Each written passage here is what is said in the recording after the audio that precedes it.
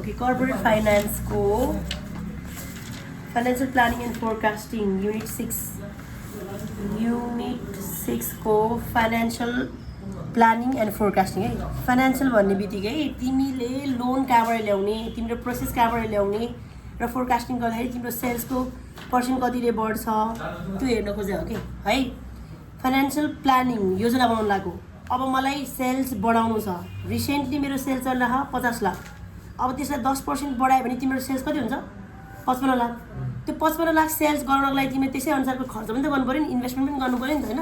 त्यो इन्भेस्टमेन्ट गर्दा तिम्रो सम्पत्ति कसरी बढ्छ, लायबिलिटिज कति बढ्छ अथवा घट्छ। जस्तै मानौँ मलाई सेल्स 55 लाख गर्नको लागि मसँग करेन्ट एसेट्स पनि त्यति नै हुनु पऱ्यो नि। मानौँ स्टक पनि बढ्नु पऱ्यो, त्यतिकै सेल्स त हुँदैन होइन। अनि मसँग क्यास ब्यालेन्स पनि बढ्नु पऱ्यो, मसँग डेप्टर्सहरू पनि त बढ्ने भए होइन। लायबिलिटिजमा तिम्रो के भयो ल ओके। मतलब हामीले चाहिँ के गर्छौँ अरे प्लानिङ गर्नु लाग्यो हो। यो फ्युचरमा सेल्स बढ्नेवाला मात्रै हो, बढिसकेन कि बढ्यो भने केमा चेन्ज हुन्छ भनेर डाटा निकाल्ला हो।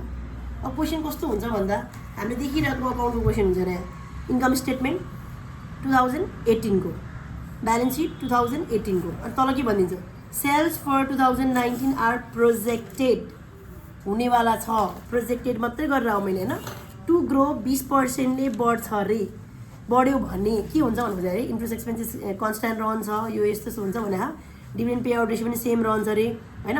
अब यसले गर्दा चाहिँ के इन्फर्मेसनमा चेन्ज हुन्छ त? नयाँ प्रोफर्मा इन्भोइस, प्रोफर्मा भनेको एक्चुअल होइन, फ्युचरमा नयाँ इन्कम स्टेटमेन्ट कस्तो बन्छ त्यो बनाउनुहोस् अरे होइन। अब त्यो बनाउनको लागि मलाई चाहिने डाटाहरू पनि त निकाल्नु पऱ्यो नि। त्यो के निकाल्ने भन्दा स्पोन्टेनियस एसेट्स निकाल्ने। यसलाई ए स्ट्रिक्टली डिनोट गरेर आउँछ हामीले। सेल्स बढ्दा सेल्स सँगसँगै बढ्ने एसेट्सहरूलाई स्पोन्टेनियस एसेट्स भन्छ। के बढ्दैन, के बढ्छ त्यो हेर्नु पऱ्यो होइन। अब यहाँनिर मेन चाहिँ क्वेसनले के भन्छ, if a company is operating of a full capacity. Full क्यापेसिटीमा भन्यो भने चाहिँ करेन्ट एसेट्स पनि बढ्छ, फिक्स एसेट्स पनि बढ्छ होइन। 70% क्यापेसिटीमा मात्रै काम गरिरहेछ, 60% क्यापेसिटी मात्रै काम गरिरहेछ भन्यो भने चाहिँ करेन्ट एसेट्स मात्रै बढ्छ क्या, बुझ्यौ। अनि त्यस्तै स्पोन्टेनियस लायबिलिटिजमा चाहिँ करेन्ट लायबिलिटिज बढ्छ तर के बढ्दैन भने नोट पेबल बढ्दैन। जस्तै करेन्ट लायबिलिटिज मानौँ यहाँ क्वेसनले एकाउन्ट पेबल र नोट पेबल दिएको छ अरे। यो एक्जाम 17 को क्वेसन होइन। अब मसँग लायबिलिटिज जम्मा दुईवटा छ, एउटा एकाउन्ट पेबल र एउटा नोट पेबल। अब यो बढ्छ कि यो चाहिँ बढ्दैन कि, बुझ्यो। नोट पेबल भनेर त हामीले ब्याङ्कबाट लिएको लोन जस्तो टाइप हो नि त। लोन त किन बढाउने हो र? तर एकाउन्ट पेबल भनेर चाहिँ तिमीले सामान उधारोमा किन्यौ भने सामान त सेल्स बढ्नको लागि सामान पनि त बढाउनु पऱ्यो, किन्ने कुरा पनि। किन्ने कुरा यदि उधारोमा किन्यो भने त अकाउन्ट पेबल पनि बढ्छ नि त। यो चाहिँ सेल्ससँग लिङ्क नभएको यो चाहिँ बढ्दैन होइन। त्यही भएर कुन बढ्ने खालको छ त्यसलाई स्पोन्टेनियस लायबिलिटिज भन्छ, कुन बढ्ने एसेट्स खालको छ त्यसलाई चाहिँ स्पोन्टेनियस एसेट्स भन्छ है। यसभित्र के छ भन्दा क्यास पनि बढ्नुपर्छ, इन्भेन्ट्री स्टक पनि बढ्नुपर्छ हो किन। अनि अर्को चाहिँ एकाउन्ट रिसियल पनि बढ्नुपर्छ हो। बढ्ने करेन्ट एसेट्स यहाँ जोड्ने, बढ्ने फिक्स एसेट्सहरू, सम्पत्ति नि बढ्नु पऱ्यो नि। मानौ सेल्स बढाउनको लागि तिमीसँग डेलिभरी गर्न गाडी चाहिएला होइन। तिमी स्टक थुपार्नको लागि बिल्डिङको स्पेस बढाउनु पर्ला हो किन। मेसिन अनि मानौ प्रोडक्सन गर्नलाई त मेसिन पनि त बढाउनु पऱ्यो नि। तिमीले पहिला मेसिन मानौ 50,000 उत्पादन गर्दाखेरि मेसिन मेरो 2टा मेसिनले भ्याएको थियो भने अब मलाई 1 लाख उत्पादन गर्नु छ, त्यही 2टा मेसिनले भ्याउँछ त? भ्याउन नि होइन।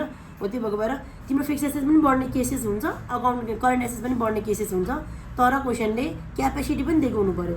क्वेसनले फुल क्यापेसिटी पनि भने हुन्छ, कुनै क्वेसनमा होला यहाँ फुल क्यापेसिटी र if the firm is operating at a full capacity.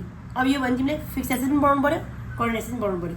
70% capacity यो भनेको भए चाहिँ हामीले करेन्ट एसेट्स मात्रै बढाउने भन्ने कुरा बुझ्ने। यो क्वेसनले भन्छ त्यो अनुसारको तिमीले जोडेर निकाल्ने मात्र हो।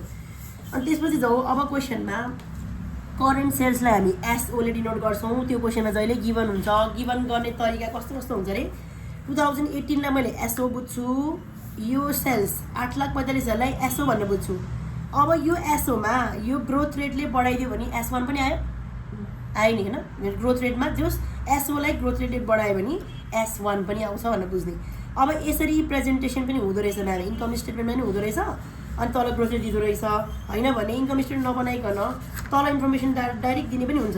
अब यो त ब्यालेन्स सिट भयो, सेल्स दिइरहेछ नि यहाँ 8 लाख थियो पहिला 2018 मा अनि अहिले बढेर 2019 मा 12 लाख भयो। यो के भयो S0, यो के भयो S1। अब यसमा के दिएन, ग्रोथ रेट दिएन। अब आफै निकाल्ने ग्रोथ रेट, के भनेर ग्रोथ रेट निकाल्ने फर्मुला के छ, S1 - S0 / S0 × 100% है। त्यही भएर प्रेजेन्टेसन दिने बेलामा आइदर इन्कम स्टेटमेन्ट र ब्यालेन्स सिट दिन्छ, अदरवाइज ब्यालेन्स सिट र तल इन्फर्मेसन खुल्ला पनि दिन सक्छ। यसरी बुझ्नु पऱ्यो। अघिल्लो वर्ष भनेको S0, अहिलेको वर्ष भनेको S1 है। ओके, नाउ करेन्ट सेल्स भन्यो भने S0 यो जहिले क्वेसनमा गिभन हुनैपर्छ। नेक्स्ट इयरको निकाल्नको लागि चाहिँ ग्रोथ रेटले क्यालकुलेट गर्नु पर्दो रहेछ। S0 1 + G, अनि 1 + G दियो भने S1 निक्लिन्छ, S1 दियो भने चाहिँ G निक्लिन्छ। यति बुझ्ने। एन्ड नाउ चेन्ज निकाल्नलाई चाहिँ पहिला मेरो S1 12 लाखबाट 9 लाखबाट 12 भयो भने 12 - 9 गरेर कति चेन्ज भएछ त 3 लाख बढ्यो भन्नु है। अब यो भयो सेल्सले ल्याउनेवाला। अर्को चेन्ज केमा हुन्छ? अब रिटेन अर्निङमा चेन्ज के हिसाबले हुन्छ? रिटेन अर्निङ निकाल्ने तरिका के हो? फर्मुलाबाट है। दुईवटा मेथड छ, एउटा फर्मुला मेथड, अर्को चाहिँ प्रोफर्मा इन्कम मेथड। प्रोफर्मा इन्कम मेथड भनेको चाहिँ यो इन्कम स्टेटमेन्ट नै बनाउने के, इन्कम स्टेटमेन्ट नै बनाउनेवाला भयो होइन। यो भन्दा पनि मेन फर्मुला पहिला बुझ, द्याट इज S1 भनेर त बुझ्यो नि। अब नेक्स्ट इयरको इन्टु PM भनेको प्रफिट मार्जिन। प्रफिट मार्जिन भनेको चाहिँ नेट प्रफिट रेसियो निकाल्थ्यो हामी रेसियो एनालाइसिसमा फर्स्ट इयरमा, त्यही नै हो। यो मोस्टली क्वेसनै दिन्छ पर्सेन्टमा, दिएन भने हामी आफै निकाल्न सक्छौँ। किनभने इन्कम स्टेटमेन्ट दिन्छ भने त्यसको नेट इन्कम पनि हुन्छ हामीसँग, नेट इन्कम हुन्छ नि त इन्कम स्टेटमेन्ट दियो भने त। अनि net income divide by sales into 100% हो नि त जहिले पनि नेट प्रफिट मार्जिन भनेर। नेट प्रफिट मार्जिन क्वेसनले पर्सेन्ट दिएन भने हामी आफै निकाल्न सक्छौँ। Net income by current year sales into 100%। Current year sales means S0, पुरानो प्रफिट पर्सेन्ट निकाल्ने हो। अहिले त हामी बनाए, यो त प्रोजेक्टेड हो नि, अहिले सेल्स भएकै होइन नि, हुनेवाला छ मात्रै बनायो, त्यही भएर चाहिँ पुरानो सेल्स लिने है। अनि रिटेन्सन रेसियो भने चाहिँ तिमीले प्रफिटलाई डिभिडेन्ड बाँडेर मान, यहाँ हेर नेट इन्कममा मैले डिभिडेन्ड बाँडेँ DPS। टोटल मेरो कमाइ एकजना सेयरको कति हो 1.8, त्यसमा मैले डिभिडेन्ड बाँडेँ DPS। एकछिन है, यहाँ क्वेसनमा हेर है, DPS बाँडेँ मैले 0.08, कति बाँडिन? 62 बाँडिन, 0.62 त बाँडिन नि, द्याट इज रिटेन्सन के। त्यो चाहिँ पर सेयर भयो, त्यो चाहिँ पर सेयर रिटेन्सन भयो। रिटेन्सन रेसियो भने चाहिँ मसँग मानौँ मैले आज 5000 कमाएँ, अनि मसँग पार्टनर 3-4 जना छन् होइन। मेरो कम्पनीले 5000 कमाएँ, 3-4 जना पार्टनर छन्, मैले उनीहरूलाई 1-1000 दिएँ। 3 जना पार्टनर छौँ, 1-1000 दियो, कति बाँकी रह्यो 2000। 2000 रिटेन्सन, 1-1000 चाहिँ डिभिडेन्ड जस्तो टाइप हो कि। बाँड्यो भने त्यो DPS भयो, नबाँडेका बाँकी चाहिँ रिटेन्सन हो। त्यो रिटेन्सन जति तिम्रो कमाइ छ सेल्सलाई प्रफिट मार्जिनले मल्टिप्लाई गर्यो भने अब आउनेको कमाइ हो। प्रफिट भने के हो? सेल्सबाट आएको प्रफिट हो नि त। उनी यहाँबाट अघिल्लो वर्षको पर्सेन्टेज मानौँ मेरो 20% छ भने मेरो यो वर्षको प्रोजेक्टेड सेल्स 12 लाख छ अरे, 12 लाखको 20% भने कति हुन्छ? लगभग 2,40,000। 2,40,000 प्रफिट मध्येमा मैले नबाँडेको भाग त रिटेन अर्निङ हो नि, नबाँडेको भागको रेसियोले मल्टिप्लाई गरे हो कि यो रिटेन्सन रेसियो भने। टोटल मैले कमाएको 12 लाखमा 2,40,000, 2,40,000मा मैले 20% राखेँ, बाँकी 80% चाहिँ बाँडेँ। मलाई बाँडेको चाहिएन, राखेको भाग चाहिँ चाहिएको, त्यही भएर रिटेन्सन रेसियोले मल्टिप्लाई गर्ने। तर क्वेसनमा म्याक्सिमम टाइम रिटेन्सन रेसियो नदिएर DPS चाहिँ दिइदिन्छ क्या, बाँडेको भाग चाहिँ दिइदिन्छ। बाँडेको भाग दिन्छ भने जस्तै हेर त, if the profit margin is remain 5%, dividend pay out rate remain 60%, त्यसो भए मैले कति चाहिँ बाँडिनँ? 40% बाँडिनँ हो। त्यसो भए DPS भनेको 40% क्वेसनले दिन्छ भने 1 - DPS गऱ्यो भने त रिटेन्सन रेसियो आउँदो रहेछ नि त। क्वेसनमा रिटेन्सन दिँदैन, DPS दिन्छ। अनि हामीलाई चाहिँ रिटेन्सन छ म्याम, DPS आयो भन्ने सोच्नु पर्दैन, सिधै टोटल 100%मा डिभिडेन्ड पे आउट रेसियो घटाइदियो भने रिटेन्सन रेसियो आउँछ है। ओके, अनि DPS पर्सेन्ट पनि दिएन रे म्याम, दिएन भने क्वेसनले DPS त दिए हुँदो रहेछ नि त माथि होइन। अनि डिभिडेन्ड पे आउट रेसियो कसरी निकाल्ने? DPS by EPS into 100%। मैले EPS टोटल 1.8 मा 1.08 चाहिँ बाँड्यो भने अर्को बाँकी 0.62 त नबाँड्यो नि होइन। त्यसको रेसियो निकाल्यो भने पनि हाम्रो के निक्लिन्छ? DPR निक्लिन्छ। भने चाहिँ हामीसँग अप्सन जहिले पर्सेन्टमै चाहिन्छ भन्ने छैन। PM दिएन भने पनि हामी निकाल्न सक्दो रहेछौँ, DPS दिएन भने पनि निकाल्न सक्दो रहेछौँ, DPS निकाल्न सक्यो भने RR पनि निकाल्न सक्दो रहेछौँ। तर त्यसको लागि इन्फर्मेसन हामीसँग के हुनुपर्छ? इन्कम स्टेटमेन्टको डाटाहरू चाहिँ हुनु पऱ्यो है। यो भयो। अब मैले रिटेन्सन रेसियोको एडिसन, मैले पुरानो रिटेन्सन रेसियो कति छ त्यसमा नयाँ सेल्सको अनुसारको कति थप्यो रिटेन अर्निङ मेरो भन्नु खोजेको क्या। यो चाहिँ मेरो पुरानो रिटेन अर्निङ चलिरहेको छ मेरो 20,000, अहिले मेरो सेल्स बढ्ने बित्तिकै रिटेन अर्निङ पनि मेरो 10,000 थप्यो भने कतिले थप्यो? 10,000ले थप्यो भन्ने बुझाउनलाई गर्न खोजेको है। ओके, एन्ड देन जाऊ प्रोफर्मा इन्कमबाट चाहिँ त्यो नयाँ इन्कम स्टेटमेन्ट बनाउने नै हो। तिम्रो यो इन्कम स्टेटमेन्ट बनाइरहेकोमा सेल्स बढाइदिएपछि बाँकी तल थपिँदै गएर यसरी नै बन्ने हो, यही बनाउने हो तिमीले फेरि। तर यो S0 को लागि बनायौ, हामीले चाहिँ S1 को लागि नयाँ इन्कम स्टेटमेन्ट यही फर्मेटमा बनाउने हो है। त्यो चाहिँ प्रोफर्माको भयो, यसमा कुनै फर्मुलाहरू छैन। अनि अर्को जाउँ, अब तिमीले सेल्स बढाउनु भनेको मतलब फन्ड पनि त बढाउनु पऱ्यो नि, फन्ड पनि त चाहियो नि तिमीलाई हैन। Additional fund needed. सेल्स बढ्ने भन्ने बित्तिकै तिमीले त सामानहरू किनेर थुपार्नु पऱ्यो, स्टकहरू थुपार्नु पऱ्यो, क्यास पनि होल्डिङ गरेर राख्नु पऱ्यो हैन। मेसिन नयाँ किन्यो भने नयाँ सम्पत्ति पनि जोड्नु पऱ्यो, त्यसको लागि त नयाँ पैसा चाहियो, फेरि अलिक एक्स्ट्रा पैसा चाहियो। त्यसलाई भन्छ additional fund needed, AFN। Shortcut पनि याद गर ल। त्यो पनि दुईवटा फर्मुला मेथड छ, एउटा फर्मुला अर्को चाहिँ ब्यालेन्स सिट, प्रोफर्मा ब्यालेन्स सिटमा। अघि नै चाहिँ फर्मुला र इन्कम स्टेटमेन्ट प्रोफर्मावाला थियो, अब चाहिँ तिम्रो ब्यालेन्स सिटमा हुन्छ नि त क्यास। त्यो भएको भएर फर्मुला मेथड अथवा प्रोफर्मा ब्यालेन्स सिट मेथड, यो पनि तिमीले नयाँ S1 वाला हुनेवाला ब्यालेन्स सिट बनाउने हो। नयाँ इयरको 2018 र 19 भने 19 को ब्यालेन्स सिट बनाउनु पऱ्यो। तर काम भइसकेको छ नि, त्यही पनि ब्यालेन्स सिट बनाउनु पऱ्यो, त्यही भएर त्यसलाई प्रोफर्मा भनेको है। यो भनेको एस्टिमेटवाला मात्रै हो भन्नु खोजेको। ओके, नाउ फर्मुलामा जाऊ।